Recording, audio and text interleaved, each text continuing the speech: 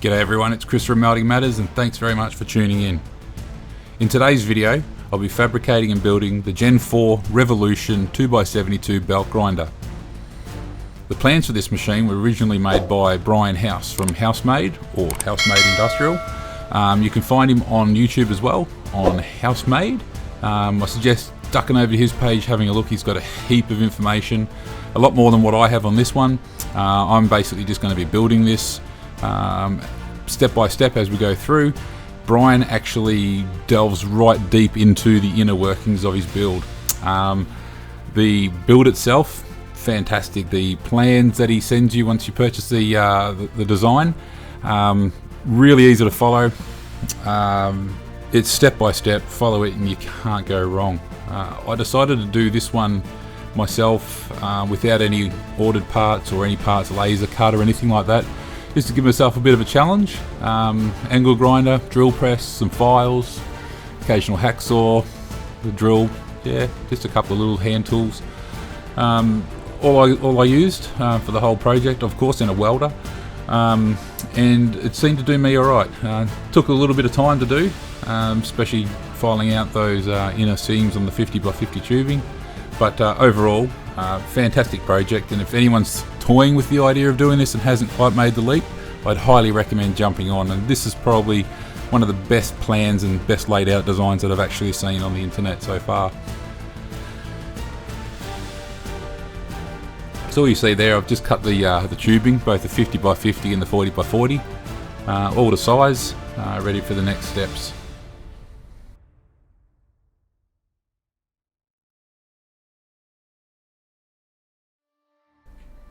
So I'm just pointing out the inner weld seam there. It's the first thing we're going to tackle. We've got the two receiving tubes for the obviously for the platen arm and the tooling arm. Both those welding seams need to come out. If you've got a nice long file, that's all good. Obviously I do this one with a hand file. If you have a pneumatic file, electric file, any of those finger files, or a different technique. There's a guy over on Fire Tools who has another technique on how to do this, where he jams another piece of steel against it and literally scrapes that weld out. Yeah, whatever method you can get it out. Don't have to remove the whole thing. And you can see there, it's still a little bit proud of the surface. What you do have to do is you do have to make sure that the seam itself is actually level at least with the rest of the material. And I'll show you in a frame just up ahead here, where I haven't actually taken out the whole weld, but it is level enough across the total inside of diameter of that tube that I'm happier with it. And you can see there, that's level with the other side. You can see where the file rub marks on the two sides there of the weld. So I'm pretty happy with that. The next step for me was to grab the 40x40mm tubes, so the platen arm and the work rest arm. And I just take the paint off of this one. I took a little bit of extra steel off. It makes it a little bit easier to slide in and out. This was painted steel. If you've got mill steel, you can use muriatic acid or hydrochloric acid, or you can just use vinegar, and it just takes a little bit longer with the vinegar, a little bit more friendly to the environment, and it's not as destructive if you tend to walk away for a couple of hours accidentally, leave it in acid. As you see, pulls through nice and easy. Probably took about hour, maybe an hour and a half of filing to get the two tubes done, and only a couple of minutes just to whip the paint off with the flap disc. And there they are, all ready to go, all ready to be assembled.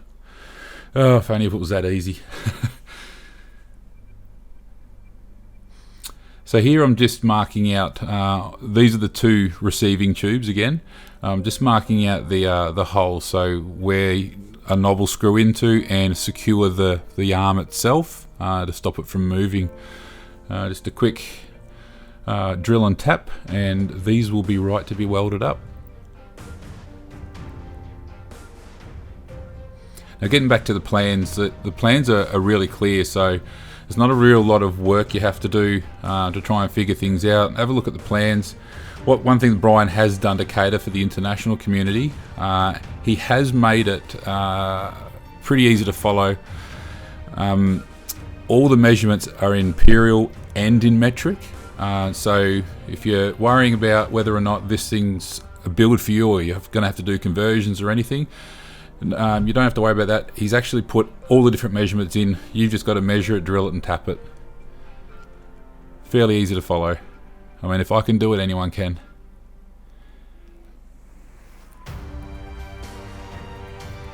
So I wasn't too fussed with these ones. I could get the set square out or the speed square out and measure up against the side of the tap itself. But these are only just to hold the, as I said before, to hold the knobs on that actually tighten against the tool arm and the platen arm.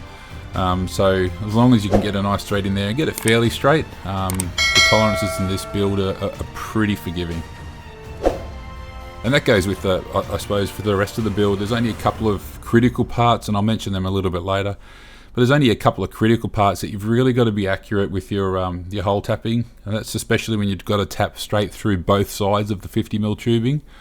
I'll point them out a little bit later, but for most of the build, pretty accurate, it's pretty good. If you're not 100%, it's not too much of a drama. You can fix most little areas up with some shims if you need to at the end when you're tuning the machine.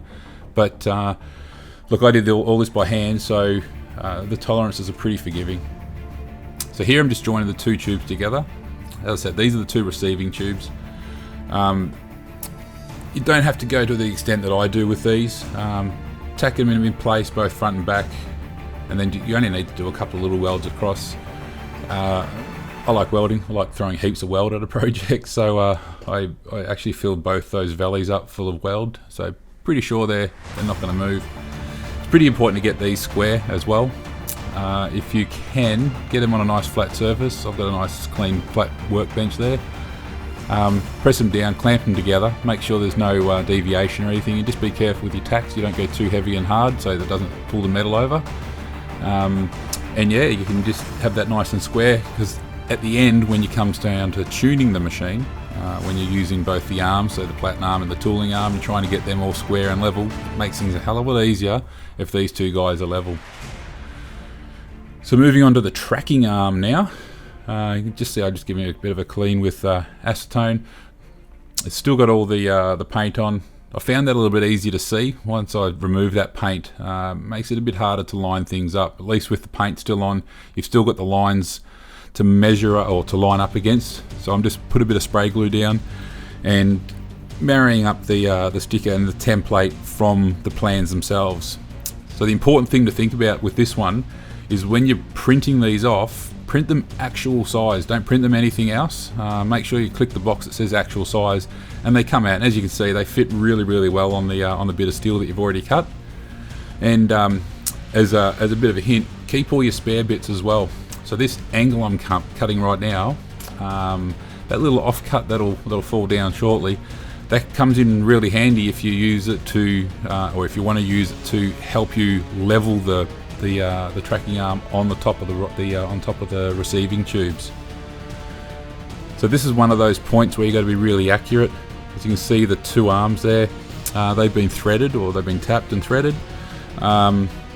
If you don't get them straight, the main drama you're going to have with that is when it comes time to start adjusting things later on, you're going to find that you're out of square and it's going to throw a few things out. So it's pretty important to keep them nice and square, and you may have to squeeze those little tabs in with a vise or something just to get them back to straight. As most of you know, when you cut steel, it wants to relax to the easiest spot, so when you do put those cuts in, it has a bit of heat as well, and they sort of pop out just a little bit. So this is just the spring holder. I'm not sure if that's the right name for it, but just a simple little piece that goes on the bottom of the tracking arm, and it just holds the idle spring, for use of a better word, the constant tensioner or tension spring. It's not hugely important to get this perfectly accurate and square. I'm a bit of a pedantic person, so yeah, I've got to follow the plans to the letter of law. I mean, if you wanted to, you could just weld a tab straight off the back there. As long as you've got this little hole that I'm drilling now to hold the other end of the spring, that's all you really need.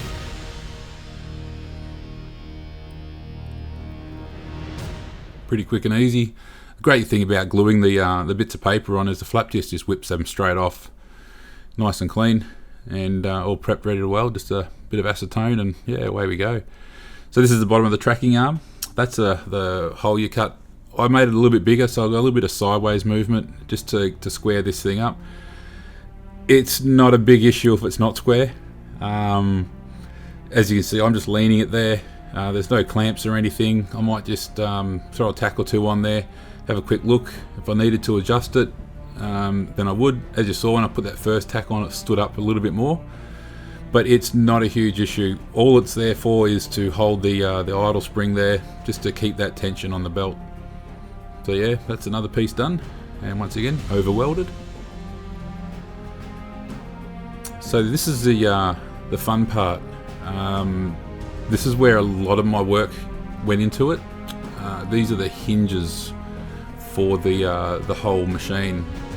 Pretty important part of the whole build.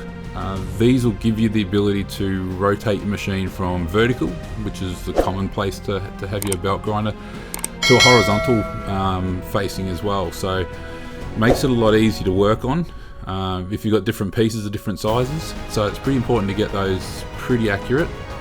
And I'll talk a little bit about tuning those, or how I went about tuning them, and you'll see in the final put together how I've actually gone about making that as accurate as possible. I think I got it down to about 89.92, I think it was, so just under a degree out of square. But look, for what I'm doing, I'm not a commercial knife maker by any mean feat.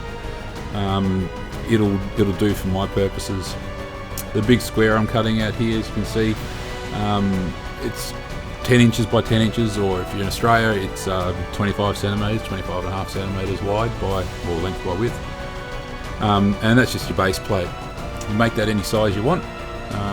Obviously it's going to suit however you want to build it. The one that Brian suggested, this is the size that he suggested in his build. I've got a frame that I've built for this project, and this will sit on nicely once I get it all finished. Yeah, interesting fact here, I went through 17 cut-off discs for the whole project. Pretty hard on the grinder when you're starting to go through 10mm steel quite often, and there's a lot of bends and turns and everywhere. Try to keep it as straight as possible, but as you're aware, you cut a little bit more and you start getting a bit of a chatter up, and you see that green dust, and you know you're starting to eat away your cutting disc more than your steel. So it's just a matter of just slowing it down, I suppose. But yeah, I thought that wasn't too bad, and it was only 4 flap discs that I went through for the whole project, so that's not too bad. I only used 40 grit, so it whipped off the material pretty good. Didn't need it up to a mirror polish, because I am painting it, the whole machine toward the end, so it doesn't need to be all songs and dances. It's just a nice, easy sanding grit that I use.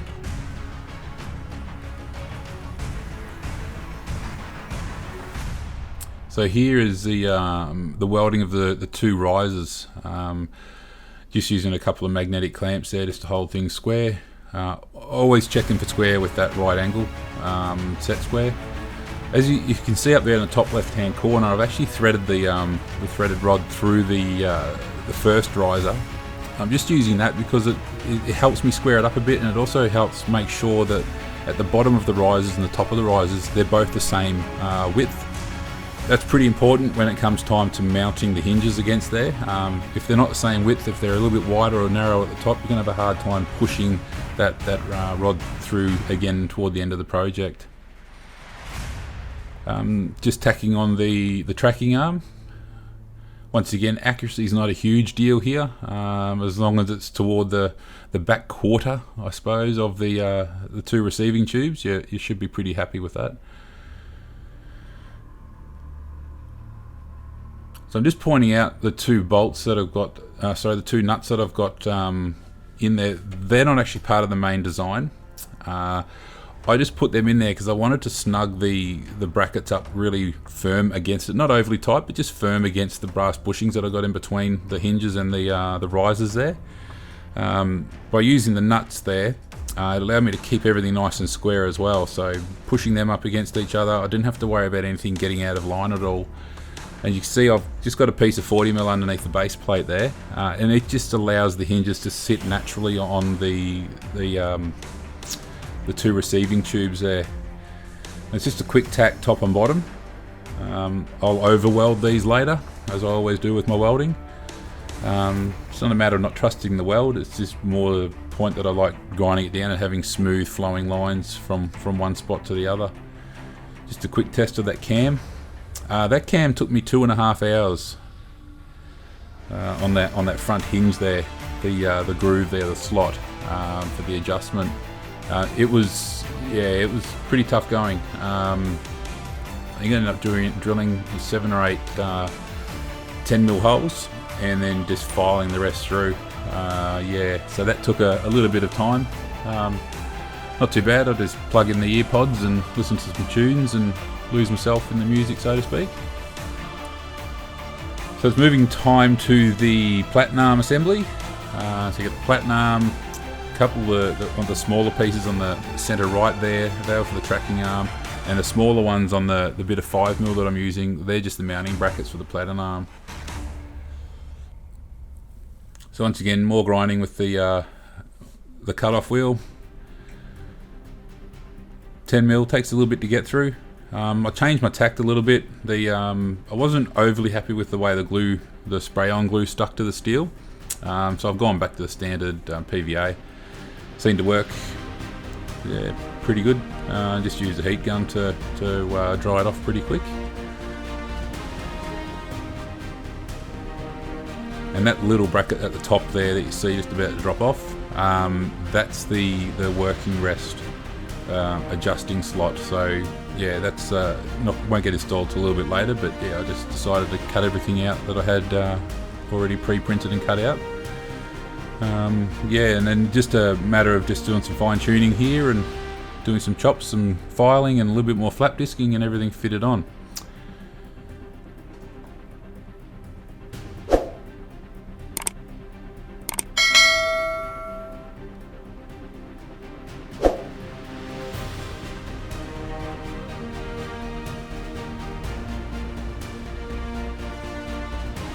So this piece I'm measuring up here and getting everything in the right spot.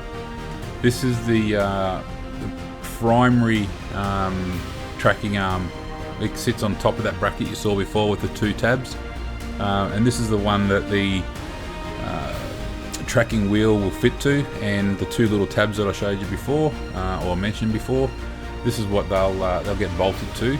And this will form one of the main components of the tuning toward the end of the build. And it sounds silly. With a 2x72 grinder, they don't typically, you can't just sort of set them and forget them. They do need constant adjusting. You throw a different belt on, the stitching might be out a little bit, they might be a little bit off kilter. So every time you want to do a bit of grinding or anything, you do have to still use that tracking arm to get it, or the tracking adjuster, to make sure the belt's riding along nicely. And if you're doing knives as well, quite a fair bit of time, that you'll actually want to move the belt across on the platen face, just to the edge. Sometimes you want it just on the edge, so you're pressing hard up against the backing plate. Other times you want a little bit of looseness off the side, so a little bit of belt off the side, so you can get some nice sweeping curves in, especially for the choil of a knife, or if you're doing some small fine work on the knife blade or on the knife, the tang itself. So there's a fair bit of use on the old tracking arm, so it's pretty important. And this is what I mentioned earlier, what you see there. This is one of those holes that has to be really, really accurate. This is the one that pushes through, so you've got a knob and it pushes through with across onto the tracking wheel holder, and it adjusts it back and forth, and you'll find that's the one that you're going to be using a lot to adjust your belt on your wheels. So it's starting to look like a grinder now. As you can see there, it's got the adjusting spring, it's got the tracking arm, the tracking pulley or tracking wheel, the knobs, everything's sort of starting to get sized up. I've also fitted inside there the platen arm and the work rest arm. Obviously nothing attached to them just yet, but once you get to this stage, it seems to take a long time to get here. I reckon it probably took maybe 10 hours to get to that point. But once you're there, it just flies. You just don't realise how quick that it comes together from this point. I reckon there's only probably another 5 hours worth of work, and that's including the painting that goes on from here. So I'm just putting the platen arm assembly together. These are the little brackets that you'll bolt on and then weld on to the backing plate for your platen. Once again, gonna over weld the hell out of these. I've always said I'm not a welder, but I'm a good grinder, so yeah, all that steel gets leveled off one way or another. So just some 6mm bolts that are used here to attach the those brackets to the platen arm. These are good. It's good that they're not welded. I like this part of the plan because you can adjust or fine-tune the platen itself just off those 2 bolts. They do have a slot, a 10mm slot, obviously 6mm wide, but it's 10mm long roughly, and it really helps. So even though I've squared it up here and got everything really nice and even, I've got the measurements all right and the angles all fine. If you do find later on that you do need to do some fine tuning, there might be something else out on the machine. You can use those to move the platen bracket in or out. Just 6 tack welds on here. Doesn't need to be overly welded. Funnily enough, I didn't do that. I just left them as tack welds on this one. The tack welds are fairly good. They'll hold this on. Yeah, you're not going to be obviously putting too much pressure on there. Let's just dry fit out. Putting the axle bolt through there, and then I've got the adjusting knob which will hold that platen bracket nice and firm. You probably want that axle bolt done up fairly firmly. I don't mind using a rubber mallet just to tap it around. So I find relying on just that adjusted or adjusting bolt I'm not overly keen on, so yeah, I did that up fairly firm, and if I need to adjust that platen arm later on, I'll just tap it with the rubber mallet. So this is attaching the motor bracket to the 2 receiving tubes. It's done a series of plug welds there. I'm not using a standard motor or a VFD or anything like that. I'm recycling stuff all the time nowadays, so I'm using a 3 horsepower treadmill motor, and I'll talk a little bit about the control box that I've made at the end. But these are some small brackets. This is the bracket that actually came off the treadmill and just given it a bit of a clean up in the sandblaster. And I also had to make a sled so I could adjust that, have that full range of movement to adjust that that motor when I attach it to the actual machine itself. You can see the treadmill motor in the background there.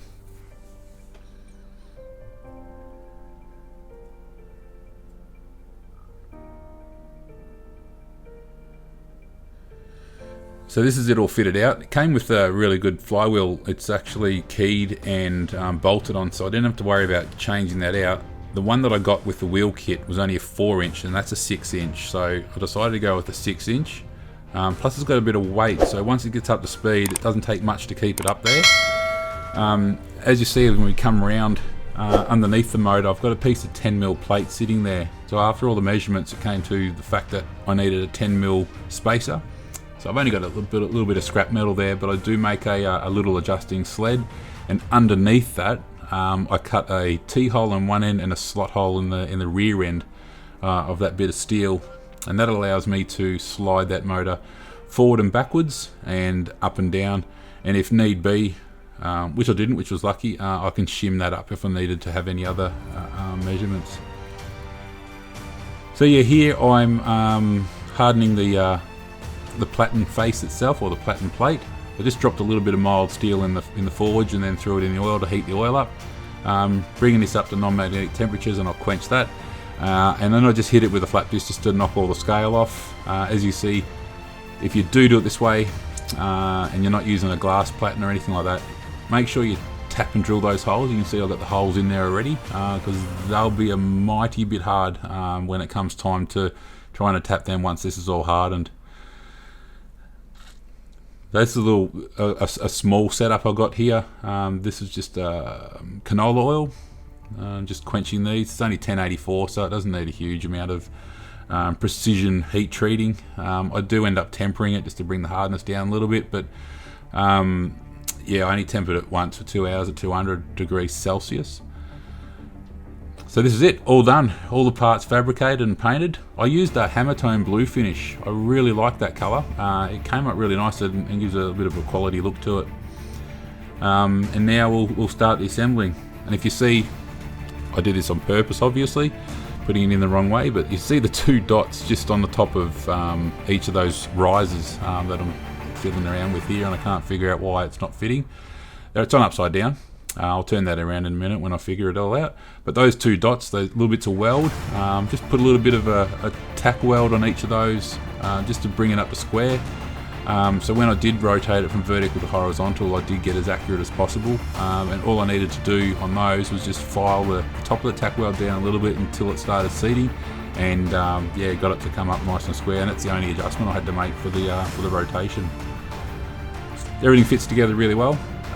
In all honesty, if I were to break this down to its bare components and build it back up, it'd probably take 20 minutes to put it all together, to be honest. There's not that many components, as you saw on the scan overhead of all the bits and pieces. It's just a matter of putting all the right nuts and bolts in the right spots, and yeah, just following the bouncing ball. By this stage of the project, you're pretty intimate with all the bits and pieces of the machine, so you know by picking one thing out, oh, that doesn't go there, or this goes here and here. You can pretty much identify all the bits and pieces pretty well. Yeah, got the platen on, got the tracking arm on with the adjusting, the idling or the tensioning spring, and I'm just putting on the this is the tracking arm bolts. And if you're sharp eye, just see I've got it on backwards there. I'll take that off in a minute, and I'll actually turn that around. The one that you see hanging off the side there, that should be on top. There we go.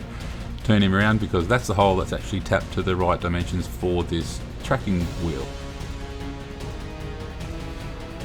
It's all good, caught it early, so don't have any embarrassment later on. So I do these up fairly tight. They're never going to come off. I'll check them infrequently. I'll give them a once over every now and then. Most of the time I'll just give the machine a bit of a wipe over and have a bit of a look, but you can squeeze them down pretty hard. I've got some brass bushings in between them, and the wheels still track really, really easily, so there's no dramas about just giving it a bit of a tighten. If you think you're not tight enough, go a little bit tighter, and if the wheel spins freely, you're not going to burn out those bearings. At least it's going to save the wheels, or one of the wheels coming off, and you're doing yourself a mischief. So just bolting on the, I haven't done much video work on the work arm there, but that's the adjustable, so you can see it just swings up and down. That adjusts the height of your workbench, so if you want to adjust, not the height, the angle of your workbench. So if you wanted to adjust that to do some of the different angles, you can. As you can see, I've got the work rest or tool rest there on the bench, and that's another one of the parts where you have to actually file out that weld seam and put a 40mm pipe in the middle. So here I'm just checking for squares, rubber mallet, just tap it around and give it a final crack. But that's all nice and square. Now mounting the motor. As I said before, that's a little sled I've made for it. I'll bolt that on. It's just got 2 tapped holes in it, so they just pull against the base plate, and the base plate itself has the adjusting group or the adjusting slots that I've got. That just gives me a bit of freedom a little bit later if I need to. I'll probably end up upgrading this a little bit later, taking this motor out, and this is just a sort of a temporary fix, but does me for what I need. I don't make that many knives, and I'm not putting out 3 or 4 knives a week. I'm probably doing maybe a couple a month, if that, in between my other hobbies. But yeah, look, this treadmill motor will work fairly good for what I need. I just make sure between each session I'll give it a good blowout with the air blower to keep any of that the grinder dust out.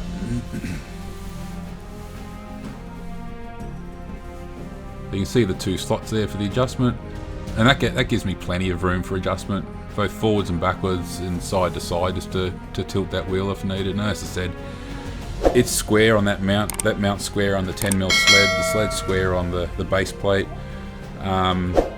So the likelihood of me having to put any shims underneath that to adjust that dimension of the or that angle of the build, pretty slim. And as it turned out, it worked out really well and didn't need bugger all. This is just the fan for the back of the motor to help keep it cool.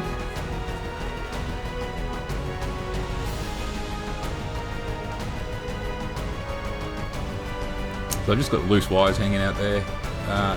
They'll just be protected with some conduit a little bit later on when I install it on the stand. I don't install it on the stand in this build, I just leave it on the table, just made it a bit easier to film. When it gets installed, the control box, which is just an old toolbox, to be honest, from the local auto shop, and I've just fitted it out with all the electronics that I need. And here it is, all finished. The beast.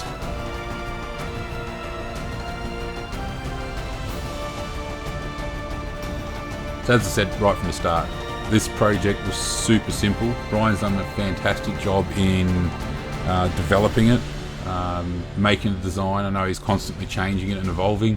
I think he's working on a couple of small differences with the tracking arm assembly, the way that goes together. So I'll look forward to those in future builds. And he's always modifying stuff, and that's what I like to see. He hasn't just built one design and that's it, left it. That'll do for everyone. He's constantly evolving it, and it's a great product. Yeah, so I installed a tacho on this one, potentiometer. That's a 12 volt fan out of a PC, and you'll see I've got a laptop power supply in there. That just powers the potentiometer and the fan.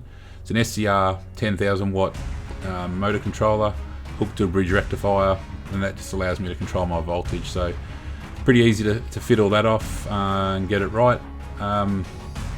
Yeah, the lead there on the potentiometer isn't hugely long, but the bracket I'm actually just going to have an arm built off, and on the back end of the control box here, it's just going to be bolted to that control arm, which is going to be sitting off a little bit to the left, probably about 300 mil. What's that? About 12 inches, I think. Yeah, it gets up to speed quite nicely. When I threw it all together, I just had to adjust that tracking wheel. There's probably 2 screws in. Literally, what's that, probably, let's say half a turn, and everything balanced out nicely. It runs pretty quiet. I don't do too much sound in my videos, but I do get a fairly good control over the RPM of the wheel. And having that 6-inch wheel on there is really good. I can clock him up to about 7,000 RPM if need be. For that little bit of extra oomph, but yeah, look, it's turned out really well. I'm super happy with it. Only took a couple of weeks to do, probably anywhere between 15 and 20 hours total that went into this build. Fairly self-explanatory. Yeah, look, if you're hesitating, if you're sitting on the fence whether or not to dive in, do it. Just get in there and do it. Give Brian a holler. Jump on his website, Facebook page. Yeah, he's everywhere. He obviously stands by his product, and a lot of other people support his product, and yeah, I'm certainly a massive fan of it. So yeah, do yourself a favour and get out there and kick that project into high gear.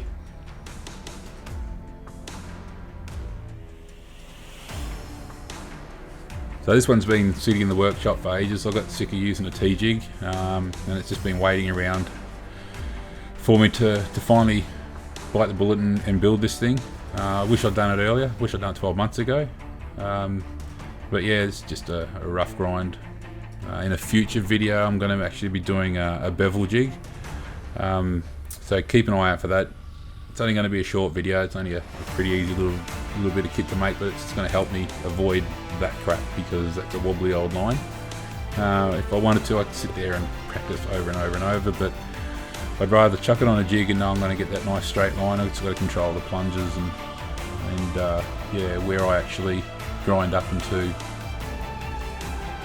So this side turned out a bit better. I've turned it up to 7,000 RPM as well, but gives me a nicer straighter bevel. It comes in handy. Does all the curved areas as well.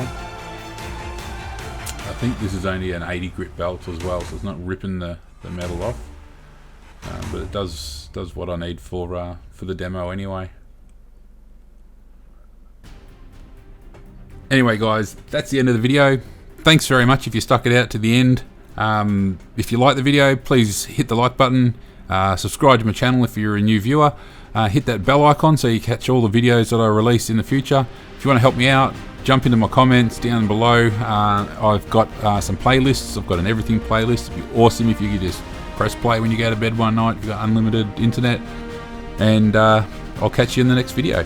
Take care everyone.